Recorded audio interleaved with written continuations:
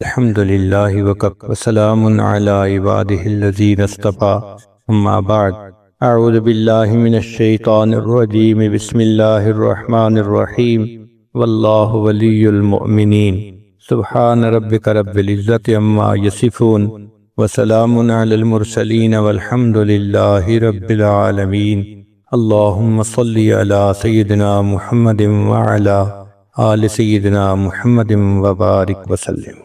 اللہ رب العزت کے ہم پر ان گنت احسانات ہیں، ان میں سے ایک احسان تو یہ کہ اللہ رب العزت نے ہمیں انسان بنایا اور پھر ایمان عطا فرمایا۔ ایمان کا عطا کرنا اللہ رب العزت کی بڑی نعمتوں میں سے ایک ہے۔ پھر رب کریم نے ہمیں نبی علیہ الصلوۃ والسلام کی امت میں پیدا فرمایا۔ یہ وہ سعادت ہے جس کو حاصل کرنے کے لیے پہلی امتوں کے انبیاء دعائیں کرتے تھے۔ اللہ تعالیٰ نے ہمیں بن مانگے یہ نعمت عطا فرمائی۔ ہم جس قدر اللہ رب العزت کا شکر ادا کریں وہ کم ہے۔ پھر اللہ رب العزت نے ہمیں صحت سلامتی والا جسم عطا کیا۔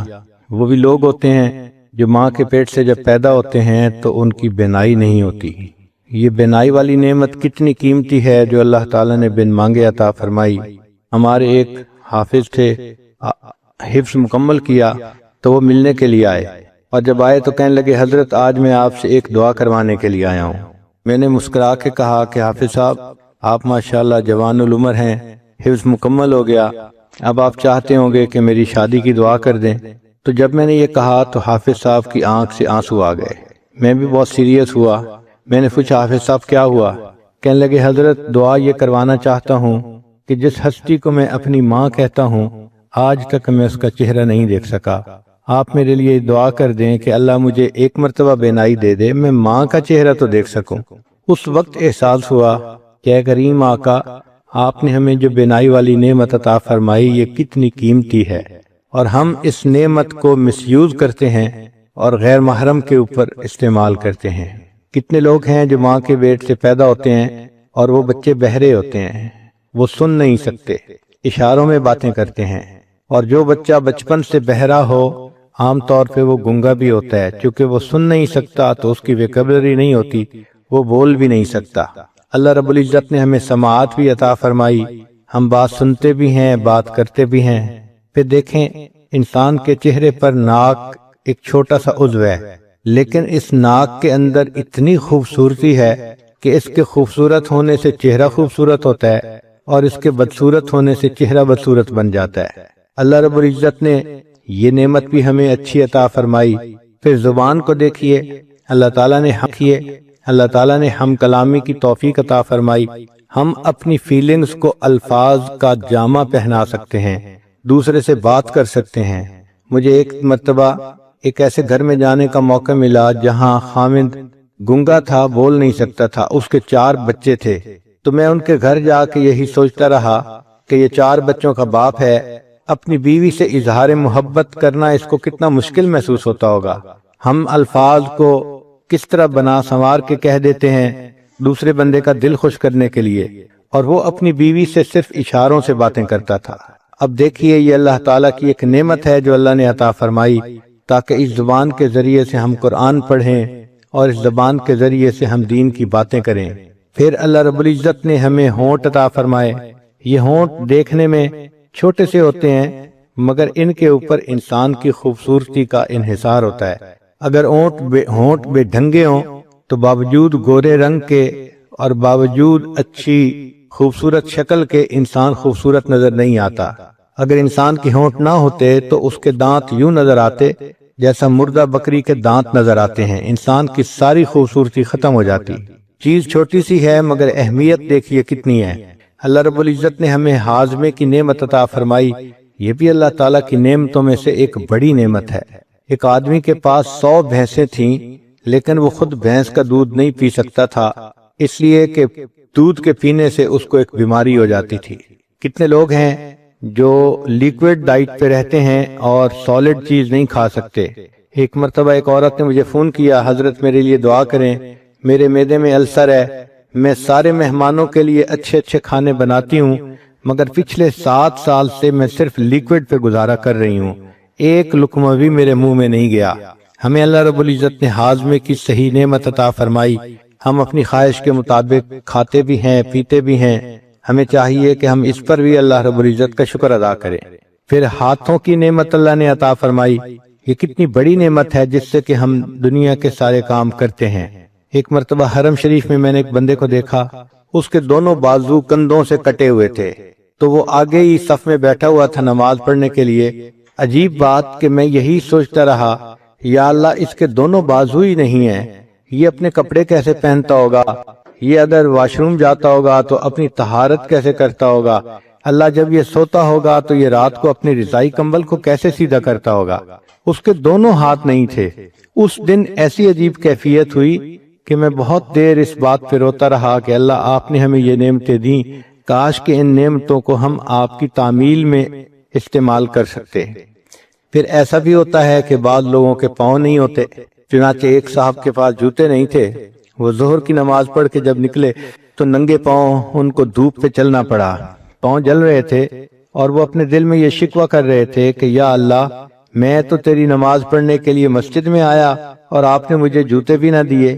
ابھی ان کے دل میں یہ شکوے کی کیفیت تھی کہ انہوں نے دیکھا ایک نوجوان آ رہا ہے اور اس کے پاؤں ٹھیک نہیں ہے، وہ بیساکھیوں کے بل چل کے آ رہا ہے، تو ان کے دل پہ چوٹ پڑی اور انہوں نے یہ دعا مانگی کہ یا اللہ میں تو جوتے کی وجہ سے رو رہا تھا اور یہ شخص تو اپنی ٹانگوں سے ہی محروم ہے، کم از کم آپ نے مجھے ٹانگیں تو دیں۔ تو ہم اس چیز کا احساس نہیں کرتے اللہ نے ہمیں کتنی نعمتوں سے نوازا ہے۔ چنانچہ ایک شاکر انسان کو چاہیے کہ اللہ رب العزت کی ان تمام نعمتوں کا شکر ادا کرے، ان اعضاء کو اللہ تعالیٰ کی فرما برداری میں استعمال کرے، شریعت کے مطابق اپنی زندگی بنائے۔ اللہ تعالیٰ عورت سے چاہتے ہیں کہ یہ اپنے فرض ادا کرے، اپنے خاوند کو خوش رکھے، بچوں کی تربیت کرے، اور یہ اللہ تعالیٰ کی شکر گزار بندی بنے، اپنی عزت و ناموس کی حفاظت کرے۔ رب کریم نے فرشتوں کو پیدا کیا، ان کو عقل تو دی مگر شہوت نہیں دی۔ اللہ تعالیٰ نے جانوروں کو پیدا کیا، ان کو شہوت دی مگر عقل نہیں دی۔ انسان کو اللہ نے پیدا کیا، اس کو شہوت بھی دی عقل بھی دی، مگر کام یہ دیا کہ تم اپنی عقل کی وجہ سے اپنی شہوت کو کنٹرول میں رکھو۔ چنانچہ ہر انسان کو اور ہر جاندار کو اللہ تعالیٰ نے حفاظت کے لیے کچھ نہ کچھ عطا کیا ہے۔ ایک تو اللہ نے انسان کی حفاظت کے لیے فرشتوں کو متعین کیا۔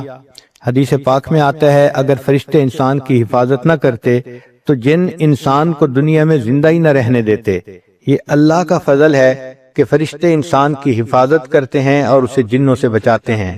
پھر اللہ رب العزت نے اپنی حفاظت کے لیے ہر چیز کو کچھ نہ کچھ عطا کیا۔ مثلا شہد کی مکھی کو ڈنک دیا، جو آدمی بھی شہد کے چھتے میں سے شہد نکالنا چاہے تو مکھی اس پر حملہ کرتی ہے۔ بچھو کو بھی ڈنک عطا کیا۔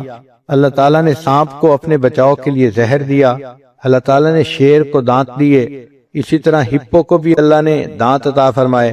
بکرے کو اللہ تعالیٰ نے سینگ عطا فرمائے، کوئی بکرے کے قریب جائے تو وہ سینگ سے اس کا مقابلہ کرتا ہے۔ بعض جانوروں کو اللہ تعالیٰ نے دم عطا کی، ہاتھی کو اللہ تعالیٰ نے سونڈ عطا کی، اونٹ کو اللہ تعالیٰ نے پاؤں کی مضبوطی عطا کی۔ چنانچہ ہم نے ایک ڈاکومنٹری میں دیکھا کہ ایک جراف تھا، اس کے اوپر شیر حملہ کرنے کے لیے بھاگا تو اس جراف نے اپنی پچھلی دونوں ٹانگوں سے اس زور سے لات ماری کہ شیر کی کھوپڑی ٹوٹ گئی۔ تو اللہ تعالیٰ نے اپنی حفاظت کے لیے ہر چیز کو کچھ نہ کچھ دیا ہے۔ اسی طرح گدھے کے قریب جائیں تو وہ بھی لات مارتا ہے اپنی حفاظت کی خاطر۔ کسی کو اللہ تعالیٰ نے کانٹے عطا کیے، چنانچہ ایک جانور ہے جس کے جسم پر لمبے لمبے کانٹے ہوتے ہیں، اس کو کوئی بھی نقصان دینے والی چیز آئے تو وہ کانٹے اس طرح پھیلا لیتا ہے کہ کوئی اس کو نقصان پہنچا ہی نہیں سکتا۔ کچھوے کو اللہ تعالیٰ نے ایک ہڈی عطا کی جو اس کے پورے جسم کے اوپر ہوتی ہے، جب وہ خطرہ محسوس کرتا ہے تو اس ہڈی کے نیچے چھپ جاتا ہے۔ اللہ تعالیٰ نے مچھلی کو سیلانیت عطا فرمائی، چنانچہ مجھے آج بھی یاد ہے کہ 5ویں کلاس کا طالب علم تھا تو میرے بھائی مجھے ایک مرتبہ دریا پر لے گئے، وہاں لوگ مچھلی پکڑ رہے تھے تو میرا بھی جی چاہا کہ میں مچھلی پکڑوں۔ چنانچہ ایک صاحب نے مچھلی پکڑی، کافی مناسب بڑی تھی، تو اس نے کہا کہ اچھا تم اسے پکڑ لو۔ جب میں نے اسے ہاتھ میں پکڑا تو مچھلی ہلی اور پانی میں چلی گئی، مجھے پتہ بھی نہیں چلا۔ پتہ چلا کہ وہ اتنی سلپری تھی کہ اس کو پکڑنے کے لیے ذرا ٹیکنیک چاہیے تھی، اور مجھے چونکہ پتہ نہیں تھا میں نے اسے نرمی سے پکڑا تو وہ ہاتھ سے نکل گئی۔ مچھلی کی طرح ہاتھ سے نکل جانا یہ ایک ضرب المثل بن گئی ہے۔ اسی طرح ایک مچھلی ایسی بھی ہے کہ جو اپنی حفاظت کے لیے بجلی کا جھٹکا مارتی ہے۔ ہم نے ایک ایکویریم میں دیکھا امریکہ میں کہ ایک ایسی مچھلی تھی کہ جب وہ ہلتی تھی تو 440 وولٹ کا کرنٹ پیدا ہوتا تھا۔ انہوں نے ایک بلب لگایا ہوا تھا تو وہ بلب جلتا تھا اور پتہ چلتا تھا کہ اس مچھلی کے ہلنے سے برق کی رو پیدا ہو رہی ہے۔ ایک مچھلی کو اللہ تعالیٰ نے ڈنک والی دم عطا فرمائی، چنانچہ جو اس کے قریب آتا ہے اس کو وہ ڈنک لگاتی ہے اور بندہ مر جاتا ہے۔ اللہ تعالیٰ نے چوہے کو دن میں اور رات میں دیکھنے کے لیے نظر عطا فرمائی تاکہ یہ بلی سے ہر وقت بچ سکے۔ چھچھوندر، اس کو اللہ تعالیٰ نے بچنے کے لیے بدبو عطا کی، چنانچہ اس کے اندر بدبو اتنی ہوتی ہے کوئی اس کے قریب رہنا بھی پسپا۔ کہنے لگا جی کہ اس کی وجہ سے میرے ہاتھ گیلے ہو گئے، تو پتہ چلا کہ مینڈک کا یہ ٹرک ہے کہ جو کوئی بندہ اس کو پکڑتا ہے وہ پیشاب کر دیتا ہے اور بندہ اس کو پھر کنفیوز ہو کے چھوڑ دیتا ہے۔ تو ہر کسی کو اللہ نے اپنی حفاظت کے لیے کچھ نہ کچھ عطا کیا۔ عورت کو اللہ نے اپنی حفاظت کے لیے عقل عطا کی، چنانچہ عورت کو چاہیے کہ وہ اپنی عقل کی وجہ سے سوچے اور اپنی جان اور اپنی عزت آبرو کی حفاظت کرے۔ یہ عقل ایک ڈھال ہے جو انسان کی عزت آبرو کو بچا لیتی ہے۔ جو لڑکیاں عقل استعمال نہیں کرتی وہ بڑی جلدی غیر محرم بندوں کے سامنے شکار بن جاتی ہیں اور ان کا وکٹم بن جاتی ہیں۔ اللہ رب العزت نے عورت کو بہت خوبی دی ہے، کوئی مرد اس سے بات کرے اس کو بہت جلدی پتہ چلتا ہے کہ یہ کس اسٹیشن سے بول رہا ہے یا کس نیت سے بات کر رہا ہے۔ یہ سمجھ اور فہم عطا کرنے کا مقصد یہی تھا کہ چونکہ اس نے اپنی عزت و ناموس کی حفاظت کرنی تھی تو اللہ تعالیٰ نے اس کو اس معاملے میں بہت زیادہ فہیم بنایا کہ اس کو پتہ چل جاتا ہے کہ یہ غیر مرد مجھ سے کیا چاہتا ہے۔ اس لیے فرمایا کہ تم غیر مرد سے بات کرنے کا موقع پیش بھی آ جائے تو تم ذرا روکھے انداز میں بات کرو، آواز میں لوچ پیدا نہ کرو، ڈھیلی سریلی آواز بنا کے بات نہ کرو۔ فَيَطْمَعَ الَّذِي فِي قَلْبِهِ مَرَضٌ، ورنہ طمع کرے گا وہ بندہ جس کے دل کے اندر مرض ہوگی۔ آج کل یونیورسٹیوں کی بچیاں یونیورسٹی میں جاتی ہیں، سروں پہ دوپٹے بھی نہیں ہوتے، خوشبوئیں لگائی ہوتی ہیں اور کپڑے بھی ٹائٹ پہنے ہوتے ہیں، اور وہ یہ سمجھتی ہیں کہ اس طرح ہم دوسروں کو بہت خوبصورت نظر آتی ہیں، اور وہ یہ نہیں سمجھتی کہ اس طرح جو غیر محرم مرد ہیں وہ ہمارے بارے میں کتنی بری سوچ دل میں رکھتے ہیں، اور ہیلے بہانے بنا بنا کے وہ عورتوں کو اپنے دام میں گرفتار کرتے ہیں۔ تو عقل انسان استعمال کرے تو اس کے ذریعے سے اپنی شہوت کو کنٹرول کر سکتا ہے۔ رب کریم نے انسان کو یہ نعمت عطا فرمائی تاکہ اس کی وجہ سے اس کی عزت و آبرو کی حفاظت رہے۔ لہذا اب کوئی مرد گناہ کی دعوت کس طرح سے دے، مسکرا کے دے یا میسیجز لکھے یا باتیں کرے، تو ایسی کسی چیز کی طرف التفات ہی نہیں کرنا چاہیے۔ آرزوئیں خون ہوں یا حسرتیں پامال ہوں، اب تو اس دل کو تیرے قابل بنانا ہے مجھے۔ دعا مانگنی چاہیے کہ اللہ تعالیٰ جان، عزت، آبرو کی حفاظت کرنے میں مدد فرمائے۔ ایک بات ذہن میں رکھ لیجئے کہ نفسانی خواہشات کو انسان جتنا پورا کرے یہ اتنا اور زیادہ بڑھتی ہیں۔ ان کو ختم کرنے کا ایک ہی طریقہ ہے کہ ان کو نظر انداز کریں اور ان کے ختم ہونے کی اللہ سے دعا مانگے۔ جب اللہ سے دعا مانگیں گی تو اللہ تعالیٰ بچا لیں گے۔ اس لیے حضرت یوسف علیہ السلام نے کہا تھا کہ اے پروردگار عالم، اگر آپ مجھے نہیں بچائیں گے تو میں اس گناہ میں گر جاؤں گا۔ تو انسان اللہ سے دعا مانگے۔ عورت کو چاہیے کہ عشاء کے بعد 2 رکعت نفل پڑھ کے روزانہ اللہ سے یہ دعا مانگے، اے اللہ میری عزت و ناموس کی حفاظت رکھنا، مجھے کسی ایسی مشکل میں گرفتار نہ کرنا کہ جہاں میری عزت کو خطرہ ہو۔ ہم اللہ تعالیٰ سے مانگیں گے، اللہ تعالیٰ عطا فرمائیں گے۔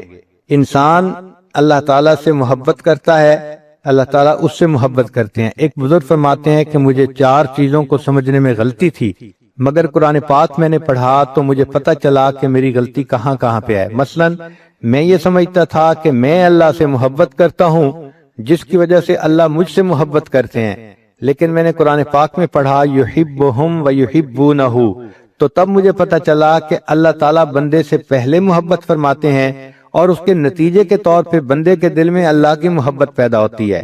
دوسری غلطی یہ تھی کہ میں یہ سوچتا تھا کہ انسان اپنے رب سے پہلے راضی ہوگا تو اس کے بدلے اللہ اس سے راضی ہوں گے۔ قرآن پاک پڑھا تو میری یہ غلطی بھی ختم ہو گئی۔ اللہ تعالیٰ فرماتے ہیں رضی اللہ عنہم ورضوا عنہ، اللہ ان سے راضی ہو گیا، وہ اللہ سے راضی ہو گئے۔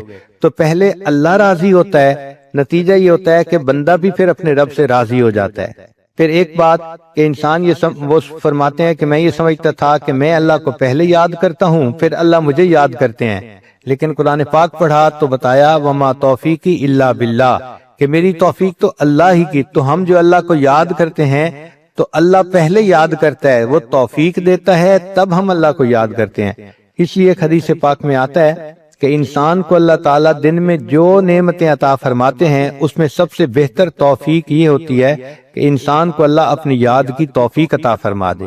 چوتھی چیز جو فرماتے تھے کہ میری غلط فہمی تھی کہ میں سمجھتا تھا کہ میں توبہ پہلے کرتا ہوں پھر اللہ میری توبہ کو قبول کرتے ہیں۔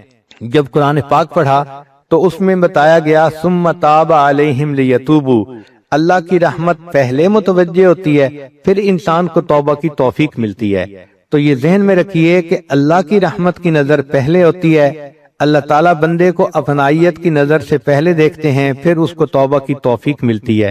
اس اجتماع میں آنے کا بنیادی مقصد یہی ہے کہ ہم زندگی کے پچھلے گناہوں سے سچی پکی توبہ کر لیں اور آئندہ اللہ کی بارگاہ میں فرما بردار بن کر زندگی گزارنے کا ارادہ کریں۔ اللہ تعالیٰ کی طرف سے رحمت کی نظر ہوگی، ہماری طرف سے نیک بن کر رہنے کا ارادہ ہوگا تو یہ محبت کا تعلق جڑ جائے گا۔ دونوں جانب سے اشارے ہو چکے، تم ہمارے ہم تمہارے ہو چکے۔ محبت کہتے ہیں دل کا کسی کے ساتھ اتنا مشغول ہو جانا کہ دوسروں کی طرف انسان کا دھیان ہی نہ رہے، اس کیفیت کو محبت کہتے ہیں۔ کوئی دل میں اتنا سما جاتا ہے کہ اس دل میں کسی دوسرے کے لیے جگہ ہی نہیں رہتی، اور اس کی علامات یہ ہے کہ محبوب کی فرما برداری کرتا ہے اور اس کی بات ماننے میں انسان کو مزہ آتا ہے۔ ان المحب لما یحب مطیع، محب جس سے محبت کرتا ہے اس کا مطیع ہوتا ہے، اور پھر اس کی صفات کو انسان اپنا کر خوش ہوتا ہے۔ بندے کو چاہیے اپنے اللہ سے محبت کرے اور اپنے اندر اللہ تعالیٰ کی صفات کو پیدا کرے۔ چنانچہ حدیث پاک میں فرمایا تخلقوا باخلاق اللہ، تم اللہ تعالیٰ کے اخلاق کو اپناؤ۔ اللہ تعالیٰ پردہ ڈالنے والے ہیں، تم بھی بندوں کے لیے پردہ ڈالنے والے بن کر رہو۔ اللہ تعالیٰ جلدی غلطیوں کو معاف فرما دیتے ہیں، تم بھی دوسروں کی غلطیوں کو جلدی معاف کرو۔ اللہ تعالیٰ رحیم و کریم ہے، تم بھی رحیم و کریم بن کر رہو، دوسروں کے لیے عفو درگزر کا معاملہ کرو۔ اللہ تعالیٰ حلیم ہے، تم بھی اپنے اندر حلم پیدا کرو۔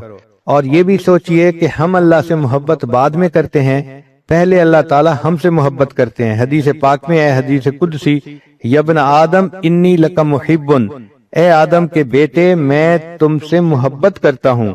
تو اللہ تعالیٰ بندے سے محبت پہلے کرتے ہیں، پھر اس کے بعد بندے کو اللہ سے محبت کی توفیق نصیب ہوتی ہے۔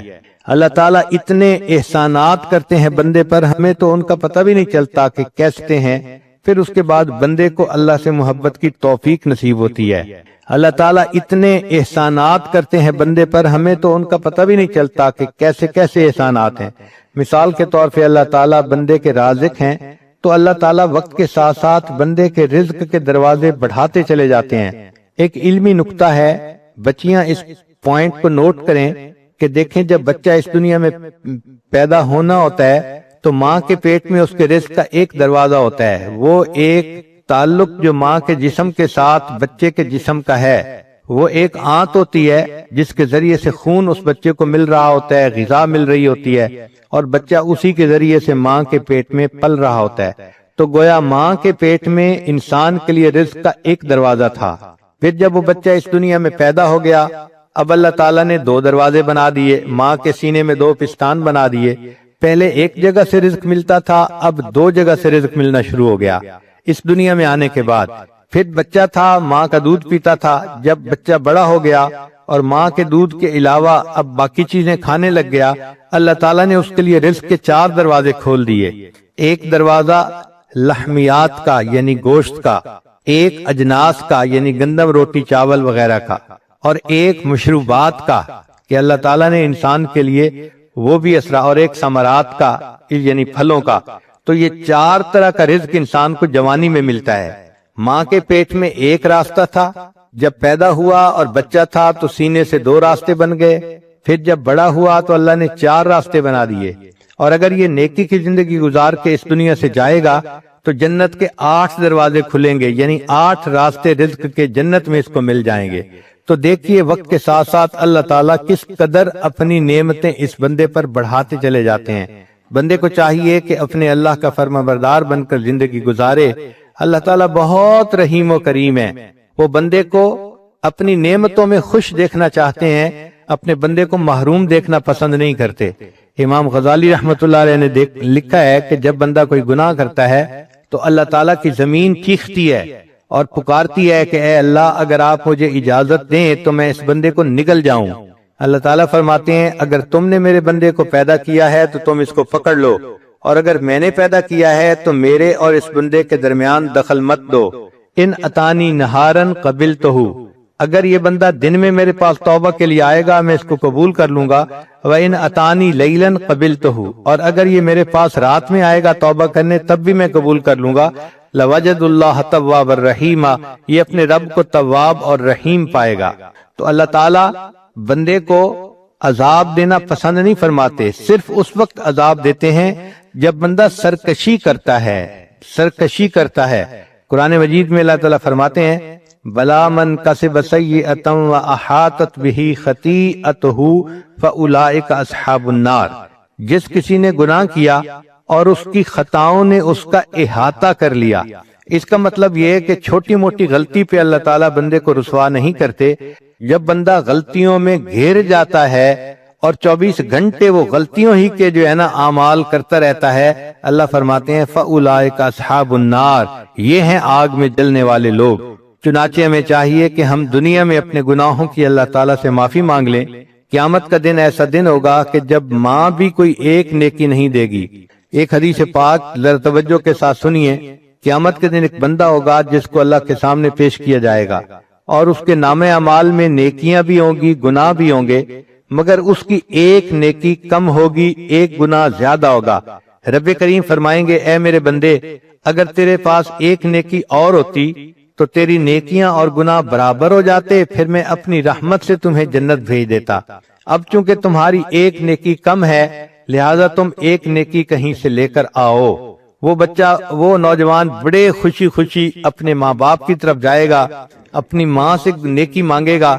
ماں کہے گی کہ نہیں، میں نیکی ایک بھی نہیں دے سکتی۔ وہ بچہ کہے گا کہ دیکھیں میں جہنم میں چلا جاؤں گا، میرے اوپر رحم کھائیے، اور آپ کے پاس تو نیکیاں زیادہ ہیں۔ ماں کہے گی اگرچہ نیکیاں زیادہ ہیں لیکن میں تمہیں اس وقت ایک نیکی بھی نہیں دے سکتی۔ پھر وہ بندہ اپنی بیوی سے نیکی مانگے گا، بیوی بھی انکار کر دے گی۔ پھر اپنے بھائی سے مانگے گا، وہ بھی انکار کر دے گا۔ یوم یفر المرء من اخیہ و امہ و ابی و صاحبتہ و بنی، بیٹا بھی انکار کر دے گا۔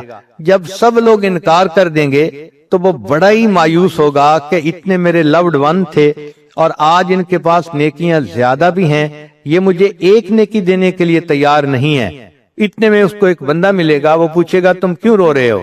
یہ کہے گا ایک نیکی کم ہے اس وجہ سے میں رو رہا ہوں اور مجھے کوئی نہیں دے رہا۔ وہ کہے گا اچھا مجھ سے ایک نیکی لے لو۔ تو جب وہ نیکی دینے کے لیے تیار ہو جائے گا تو قیامت میں اعلان کیا جائے گا کہ ایک بندے نے اس کو ایک نیکی دے دی جس کی وجہ سے نیکی اور گناہ برابر ہو گئے، اور اللہ نے اپنی رحمت سے اس کے لیے جنت کا فیصلہ کر دیا۔ جب یہ اعلان ہوگا اللہ تعالیٰ پوچھیں گے اے جبریل یہ کیا معاملہ ہے، کیسا اعلان ہے؟ جبریل علیہ السلام کہیں گے اللہ آپ کے ایک بندے نے اپنی ایک نیکی دوسرے کو دے دی۔ اللہ تعالیٰ اس نیکی دینے والے کو بلائیں گے اور فرمائیں گے کہ تو کیسا سخی ہے کہ آج کے دن تو نیکی دوسرے کو دے رہا ہے۔ وہ کہے گا یا اللہ میرے نام اعمال میں ایک ہی نیکی تھی اور کوئی تھا ہی نہیں، اور میں نے تو جہنم جانا ہی تھا، میں نے سوچا میں تو جا ہی رہا ہوں، چلو میری نیکی دینے سے یہ بچ جاتا ہے تو میں اس کو بچا لوں۔ اللہ فرمائیں گے اچھا اگر تو نے اپنی سخاوت دکھائی تو میں اس بات کا زیادہ مستحق ہوں کہ میں اپنی سخاوت دکھاؤں، مجھ جیسا سخی کوئی نہیں، چلو میں نے تمہیں بھی جنت عطا فرما دی اور اس بندے کو بھی جنت عطا فرما دی۔ رب کریم تو اتنے مہربان ہے کہ بندے کے لیے بخشش کے بہانے ڈھونڈتے ہیں۔ چنانچہ ہمیں چاہیے کہ ہم اللہ تعالیٰ کو اپنا دوست بنائیں۔ جو قرآن مجید کی آیت پڑھی ہے واللہ ولی المؤمنین، اللہ دوست ہیں ایمان والوں کے۔ مفسرین نے ولی کے کچھ معنی لکھے ہیں۔ ولی کا ایک معنی ہوتا ہے دوست، ایک ہوتا ہے نگران، ایک ہوتا ہے کارساز، اور ایک ہوتا ہے مددگار، ایک ہوتا ہے ساتھی، اور ایک ہوتا ہے وارث۔ ایک ولی کے اتنے معنی ہیں، گویا جو اللہ کو اپنا ولی بنائے گا تو وہ دوست بھی اللہ کو بنائے گا، مددگار بھی، ساتھی بھی، وارث بھی۔ ہم اگر اللہ کو اپنا ولی بنا لیں گے تو اللہ تعالیٰ پھر ہمارے مشکلات کو آسان بھی فرما دیں گے۔ دوست اپنے دوست کی مشکلات کا خیال رکھتا ہے۔ کہتے ہیں کہ ایک ہاتھی نشین تھا اور اس نے کسی غریب کے ساتھ دوستی کر لی، تو غریب نے کہا کہ نہیں، میں آپ سے دوستی نہیں کر سکتا۔ ہاتھی نشین نے پوچھا کیوں نہیں کر سکتا؟ اس نے کہا کہ اس لیے کہ میرا گھر چھوٹا سا ہے، تو ہاتھی پہ چڑھ کے آئے گا تو میرے گھر میں تو داخل بھی نہیں ہو سکتا۔ تو ہاتھی نشین نے مسکرا کے کہا، سنو، میں جس کو اپنا دوست بناتا ہوں پھر اس کا مکان اونچا بھی بنوا دیا کرتا ہوں تاکہ میرا ہاتھی وہاں جا سکے۔ تو اللہ تعالیٰ کو جب بندہ دوست بناتا ہے، اللہ تعالیٰ اس بندے کے دنیا آخرت کے کاموں کو سنوار دیتے ہیں۔ اللہ تعالیٰ ہی اس بات کا مستحق ہے کہ ہم اس کو اپنا دوست بنائیں۔ نوجوان بچیاں یہ بات ذہن میں بٹھا لیں، ان کے ذہنوں میں یہ ہوتا ہے میرا کوئی دوست نہیں، میں اکیلی ہوں، میں تنہا ہوں، میں مس کرتی ہوں۔ وہی دیکھیے، اللہ کو دوست بنائیے۔ جب اللہ کو دوست بنائیں گی تو پھر کسی کو مس کرنے کی ضرورت بھی نہیں ہوگی۔ ہوا معکم اینما کنتم، وہ پروردگار تمہارے ساتھ ہوگا، تم جہاں کہیں بھی ہوگے۔ اور جتنا اللہ تعالیٰ وفا کرتے ہیں اتنا کوئی دوسرا وفا نہیں کر سکتا۔ اس لیے مخلوق کو دوست بنائیں گی تو مخلوق سے بے وفائی دیکھیں گی۔ مخلوق مطلب کی ہوتی ہے، مطلب نکلا اور تو کون اور میں کون ناواقف ہو جاتے ہیں۔ اللہ تعالیٰ کو دوست بنائیے، جس نے اللہ کو دوست بنا لیا اللہ تعالیٰ اس بندے کے دنیا آخرت کے کاموں کو سنوار دیتے ہیں۔ تو آج کی اس مجلس میں یہ بات اپنے ذہنوں میں بٹھا لیجئے کہ محبت کے قابل فقط اللہ کی ذات ہے۔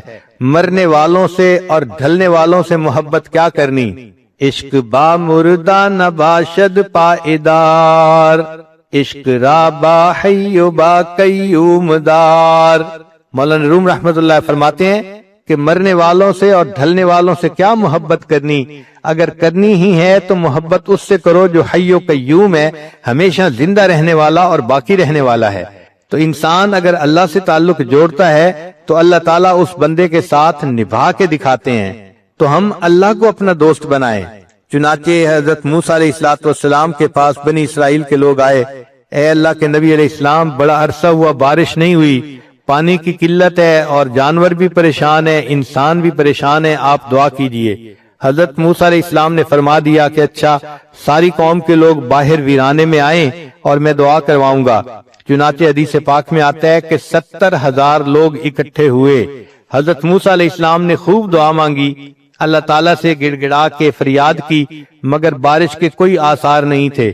جب کافی دیر دعا کرنے کے بعد بھی بارش نہ ہوئی تو موسیٰ علیہ السلام نے پوچھا، اے اللہ، آپ کا ایک نبی آپ سے اپنی امت کے ساتھ مل کے دعا کر رہا ہے اور آپ کی طرف سے قبولیت کے آثار ظاہر نہیں ہو رہے۔ رب کریم نے فرمایا کہ اس قوم کے اندر ایک بندہ ہے جو 40 سال سے میرے ساتھ لڑائی کر رہا ہے گناہ کے ذریعے سے، یعنی وہ گناہ کر کے میرے ساتھ گویا لڑائی میں لگا ہوا ہے، اور اس کی وجہ سے میں بارش نہیں برسانا چاہتا۔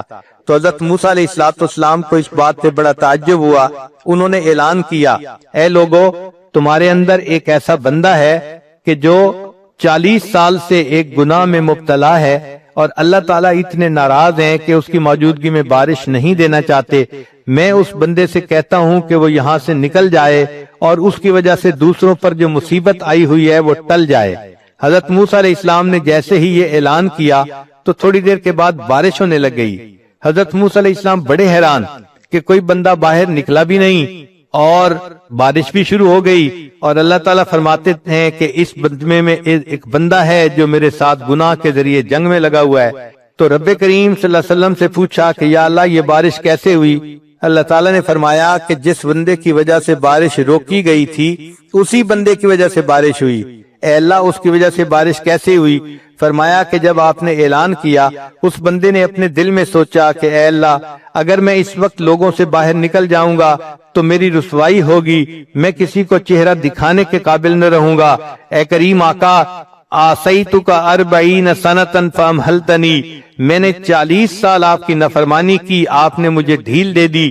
جئتک تقیا فقبلنی، اے اللہ، کہنے لگا جی کہ اس کی وجہ سے میرے ہاتھ کہنے لگا جی کہ اس کی وجہ سے میرے ہاتھ گیلے ہو گئے، تو پتہ چلا کہ مینڈک پا، کہنے لگا جی کہ اس کی وجہ سے میرے ہاتھ پا، کہنے لگا جی کہ اس کی وجہ پا، کہنے لگا جی کہ اس کی وجہ سے میرے ہاتھ پا، کہنے لگا جی کہ اس کی وجہ سے میرے ہاتھ پا، کہنے لگا جی کہ اس کی وجہ پا، کہنے لگا جی کہ اس کی وجہ سے میرے پا، کہنے لگا جی کہ اس کی وجہ پا، کہنے لگا جی کہ اس کی وجہ سے میرے ہاتھ پا، کہنے لگا جی کہ اس کی وجہ سے میرے ہاتھ گیلے ہو گئے، تو پتہ چلا کہ مینڈک پا، کہنے لگا جی کہ اس کی وجہ سے میرے ہاتھ پا، کہنے لگا جی کہ اس کی وجہ پا، کہنے لگا جی کہ اس کی وجہ پا، کہنے لگا جی کہ اس کی وجہ سے میرے ہاتھ پا، کہنے لگا جی کہ اس کی وجہ سے میرے ہاتھ پا، کہنے لگا جی کہ اس کی وجہ سے میرے پا، کہنے لگا جی کہ اس کی وجہ سے میرے ہاتھ پا، کہنے لگا جی کہ اس کی وجہ سے اتنے اس کے خزانے تھے، گوڈاؤن تھے۔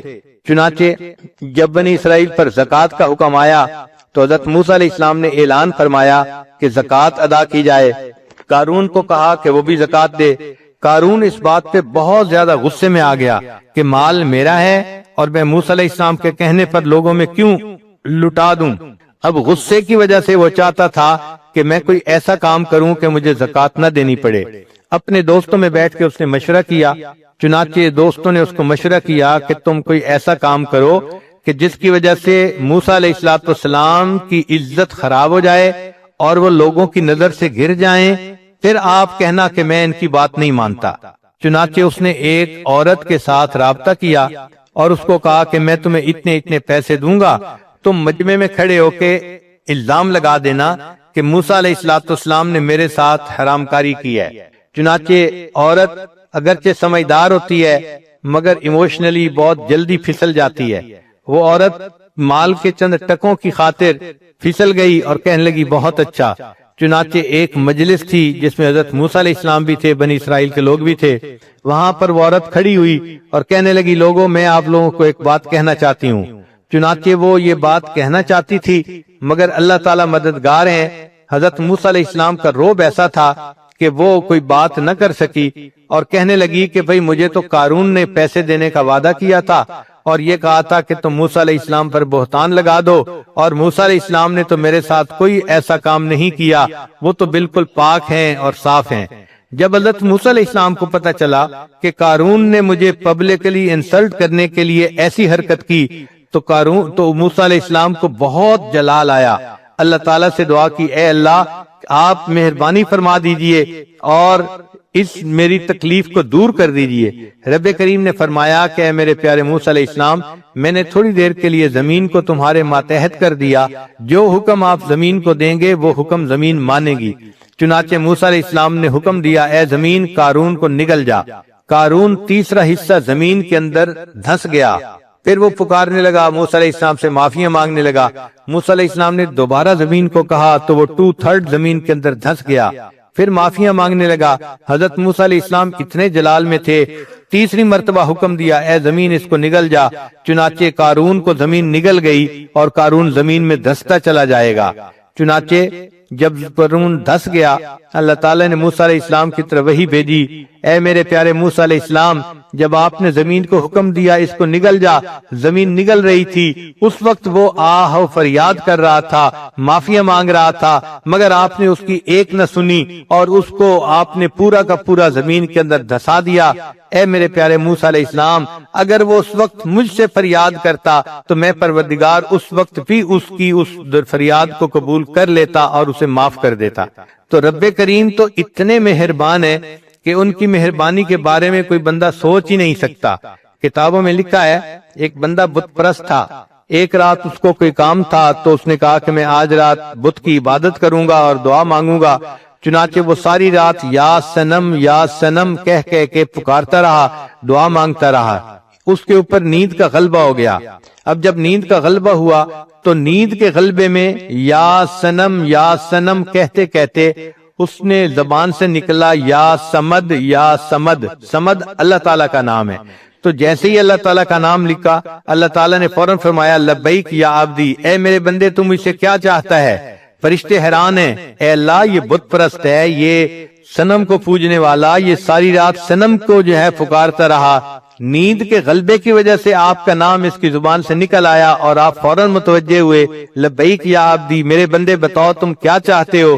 اللہ تعالیٰ نے فرشتوں کو فرمایا کہ فرشتوں، اس بندے نے بت کی پرستش کی، ساری رات بت کو پکارتا رہا اور بت نے کوئی جواب نہ دیا، اگرچہ میرا نام غفلت کی حالت میں اس کے منہ سے نکلا، اگر میں بھی جواب نہ دیتا پھر مجھ میں اور بت میں کیا فرق رہتا۔ تو رب کریم اگر اتنے مہربان ہے کہ ایک بت پرست غفلت کی حالت میں یا سمد کہہ دیتا ہے، اللہ اس کو بھی پکار کا جواب دیتے ہیں، تو اگر وہ عورت جو اللہ سے محبت کرتی ہے، اللہ کی وجہ سے اپنی عزت و آبرو کی حفاظت کرتی ہے، اللہ کے محبوب صلی اللہ علیہ وسلم کی ایک ایک سنت پر محبت سے عمل کرتی ہے، ایسی نیک پاک لڑکی اگر تہجد کے وقت میں اللہ کے سامنے ہاتھ اٹھائے گی اور دعا مانگے گی، اللہ تعالیٰ اس کی دعاؤں کو کیوں نہیں قبول فرمائیں گے۔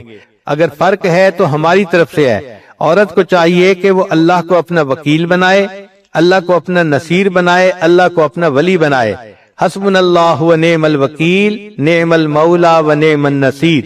ایک تجربے کی بات یہ ہے کہ عام لڑکیاں اپنے خامند کو خوش کرنے کے لیے جتنے جتن کاٹتی ہیں، ہمارا یہ تجربہ ہے کہ اگر وہ اللہ کو منانے کے لیے اس سے آدھی بھی کوشش کر لیں تو اللہ تعالیٰ ان کو اپنا ولی بنا لے، ان کو اللہ تعالیٰ اپنی مقبول بندیوں میں شامل فرما لے۔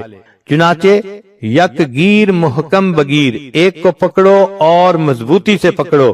آج دل میں عورتیں یہ فیصلہ کر لیں کہ ہم نے آج سے اپنے اللہ کو جو ہے اس کے در کو پکڑ لیا، اب ہم نیک بن کر رہیں گی، اللہ کو راضی کریں گی۔ دل و من لئی تیری بن گئی، اے اللہ میں نے دل سے یہ مان لیا کہ میں تیری بن گئی، کیونکہ میں نے دنیا کی بے وفائیوں کو دیکھ لیا، دنیا والوں کی بے وفائیوں کو دیکھ لیا، اب میں صرف آپ ہی کی طرف رجوع کرتی ہوں۔ میرے آقا آپ ہی ہیں، میرے مالک، میرے خالق، میرے رازق آپ ہی ہیں، میں آپ ہی سے محبت کرتی ہوں اور اپنی ہر مصیبت میں آپ ہی کو مدد کے لیے پکارتی ہوں۔ جب ایک اللہ سے تعلق جوڑیں گی پھر دیکھنا کہ اللہ تعالیٰ کیسے کیسے اپنے بندوں سے نبھاتے ہیں اور ان کے لیے معاملات کو سیدھا کر دیتے ہیں۔ قرآن مجید میں ایک جگہ تذکرہ ہے کہ فرعون کی بیوی تھی آسیہ بنت مزاحم۔ ایک مرتبہ فرعون کو پتہ چلا کہ یہ موسیٰ علیہ السلام پر ایمان لے آئی تو وہ بہت خفا ہوا اور اس نے اپنی بیوی کو اپنے گھر سے نکال دیا۔ اب بیوی کو گھر سے نکال دینا یہ کوئی چھوٹی سزا نہیں ہوتی، اس عورت کی تو ایک دفعہ زندگی ہی تاریک ہو جاتی ہے۔ تو جب وہ اس کو ذلیل و رسوا کر کے گھر سے نکال رہا تھا تو اس وقت بی بی آسیہ نے اللہ سے یہ دعا مانگی، رب ابن لی عندک بیتا فی الجنہ، اے اللہ یہ فرعون تو مجھے اپنے گھر سے دھکے دے رہا ہے اور نکال رہا ہے اور میں بے گھر ہو رہی ہوں، اے اللہ اب اس کے بدلے تو مجھے جنت میں گھر عطا فرما دینا، رب ابن لی عندک بیتا فی الجنہ۔ تو جب اس نے یہ دعا مانگی اللہ تعالیٰ نے دعا کو بھی قبول کر لیا اور اس کا تذکرہ قرآن مجید میں بھی کر دیا۔ آج بھی عورتیں یہ آیات پڑھتی ہیں قرآن پاک میں کہ ایک بندی نے دعا مانگی تھی، اللہ نے اس کو اس کے بدلے جنت میں گھر کا وعدہ فرما دیا تھا۔ تو دیکھیں اللہ تعالیٰ اپنی بندیوں کی فریادوں کو کیسے سنتے ہیں اور اس کو کیسے پورا کرتے ہیں۔ ایک اور خاتون تھی جو نبی علیہ السلام کی صحابیہ تھی، ان کا نام تھا خولہ بنت ثعلبہ۔ یہ بڑھاپے کی عمر کو پہنچ گئی تھیں اور بڑھاپے کی عمر میں مرد جو ہے وہ بہت غصے میں جلدی آ جاتا ہے اور بات بات پہ غصہ کرتا ہے، حتیٰ کہ ہوا کو بھی گالیاں نکالتا ہے۔ چنانچہ کوئی بات ہوئی تو خامن نے غصے میں اس کو کہہ دیا کہ تو میرے لیے اس طرح ہے جیسے میری ماں ہوتی ہے۔ اب اس زمانے میں جب کسی کو یہ الفاظ کہہ دیے جاتے تھے تو عورت حرام ہو جاتی تھی اپنے خامن پر ان الفاظ کے کہنے سے۔ چنانچہ جب اس نے یہ الفاظ کہہ دیے تو خولہ بنت ثعلبہ پریشان ہو گئی کہ میرے خامن نے تو مجھے طلاق دے دی۔ اس نے سوچا چلو میں جاتی ہوں اور جا کر ہائی کورٹ میں اپیل کرتی ہوں۔ وہ نبی علیہ السلام کی خدمت میں حاضر ہوئی اور عرض کیا کہ اے اللہ کے حبیب صلی اللہ علیہ وسلم، میں اپنے خامن سے محبت کرتی ہوں، خامن مجھ سے محبت کرتا ہے، پتہ نہیں اس کو کیا ہوا، غصے میں آ کے اس نے مجھے یہ کہہ دیا کہ تو میرے لیے میری ماں کی مانند ہے۔ تو اب بتائیں کہ کیا میں اس کے لیے حرام ہو چکی ہوں یا نہیں؟ نبی علیہ السلام نے فرمایا کہ ہاں، جو اوپر توریت کے احکام آ رہے ہیں ان کے حساب سے تم اس پر حرام ہو چکی ہو۔ وہ چاہتی تھی کہ نبی علیہ السلام اس کو ویو آف کر دیں اور بتا دیں کہ نہیں تم حرام نہیں ہوئی۔ اس نے دوبارہ کہا اے اللہ کے حبیب صلی اللہ علیہ وسلم اب میں بوڑھی ہو گئی ہوں، اگر وہ مجھے طلاق دے گا تو کوئی بندہ مجھ سے شادی کرنا بھی پسند نہیں کرے گا، اور پھر میرے بچے ہیں، میں ان بچوں کو کہاں لے کے جاؤں گی؟ اگر خامند کے پاس چھوڑوں تو بچے بگڑ جائیں گے، اپنے پاس رکھوں تو میں بچوں کو سپورٹ نہیں کر سکتی، اے اللہ کے حبیب صلی اللہ علیہ وسلم میرا کیا بنے گا، میں کیسے زندگی گزاروں گی؟ اس نے جب 2-3 دفعہ انسسٹ کیا تو اللہ کے حبیب صلی اللہ علیہ وسلم نے اسے صاف کہہ دیا کہ اب تم اپنے خاوند کے لیے حرام ہو چکی ہو، اس لیے اب تم اس کے ساتھ دوبارہ نہیں جڑ سکتی۔ جب نبی علیہ السلام نے بھی جواب دے دیا، اس وقت خولہ بنت ثعلبہ نے دل میں سوچا کہ ہائی کورٹ کا فیصلہ بھی میرے خلاف آ گیا ہے، اب مجھے سپریم کورٹ کی طرف رجوع کرنا پڑے گا، لہٰذا وہیں صحن میں کھڑے کھڑے عائشہ صدیقہ عنہا فرماتی ہیں اس نے اللہ کو پکارنا شروع کر دیا، ہے پروردگار میں بوڑھی ہوں، نہ میرے پاس جوانی رہی نہ حسن رہا، کوئی مجھ سے شادی کرنے والا نہیں، اگر اس نے مجھے طلاق دے دی، میرے چھوٹے چھوٹے بچے ہیں، اے اللہ ان بچوں کو کون سپورٹ کرے گا؟ اور اگر وہ بچے میں اس کو دے دوں تو بچے بگڑ جائیں گے، ان کو ماں کی محبت نہیں ملے گی، اے اللہ میں اپنا غم کس کو بیان کروں، تو میری مدد فرما۔ عائشہ صدیقہ عنہا فرماتی ہیں وہ ابھی اپنے رب سے یہ مناجات کر رہی تھی کہ نبی علیہ الصلوۃ والسلام کے اوپر وحی کے آثار شروع ہو گئے، میں نے اس بوڑھی عورت کو چپ کروایا، چپ کرو، نبی علیہ السلام پر وحی اتر رہی ہے۔ وہ تھوڑی دیر چپ ہوئی، نبی علیہ الصلوۃ والسلام نے فرمایا اللہ نے قرآن جو ہے نا وہ اتار دیا، فرمایا قد سمع اللہ قول التی تجادلک فی زوجہا وتشتکی الی اللہ، اللہ نے اس بڑھیا کی فریاد کو سن لیا، وہ اپنے اللہ کو پکار رہی تھی۔ سوچنے کی بات ہے، عورت اگر اللہ سے اپنا دل لگاتی ہے اور ایسے مشکل وقت میں اللہ کو پکارتی ہے، اللہ اتنے کریم ہیں، اس کی پکار کو بھی سنتے ہیں اور قرآن پاک کا اس کو حصہ بھی بنا دیتے ہیں۔ لہذا عورتوں کو یہ بات اچھی طرح دل میں بٹھا لینی چاہیے کہ ہماری محبت فقط اللہ کے لیے مخصوص ہے اور ہمارا کارساز فقط اللہ ہے، ہم دنیا میں کسی کی مدد نہیں چاہتے، ہم دنیا میں کسی غیر کی طرف قدم نہیں بڑھانا چاہتے، ہم اللہ ہی سے مانگتے ہیں، اللہ تعالیٰ مہربانی فرمائیں گے، دنیا میں بھی قدم قدم پر بندے کی حفاظت فرمائیں گے اور آخرت کی نعمتیں بھی بندے کو عطا فرمائیں گے۔